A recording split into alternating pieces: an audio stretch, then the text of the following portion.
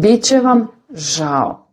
Biće vam žao jer će godine proći, ako naravno želite drugačiji život, jer će godine proći i vi ćete shvatiti da je to sve bilo totalno nebitno, šta će neko misliti, da su to neki ljudi koji totalno su vam irelevantni i da je ovaj trenutak na kugli zemaljskoj toliko kratak da je totalna glupost zamarati se sa nekim drugim ljudima, njihovim snovima, nedostatkom snova ili bilo čime drugim. Nemojte si dozvoliti da vam bude žao. To je moj najgori strah.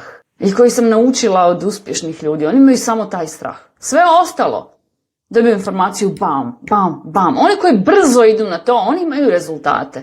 Oni što sjede, gledaju, razmišljaju, analiziraju, onaj koji je krenuo, on je već krenuo, pa nije uspio, pa je krenuo, pa je poboljšao, pa razvalio, napravio rezultate, ovaj drugi još uvijek sjedi, razmišlja i gleda i razmišlja kako da krene. Ovaj je već napravio sve, već u drugu priču krenuo. Kužite? Stvar je u brzini. Većina ljudi kao, a šta ako ljudi neće?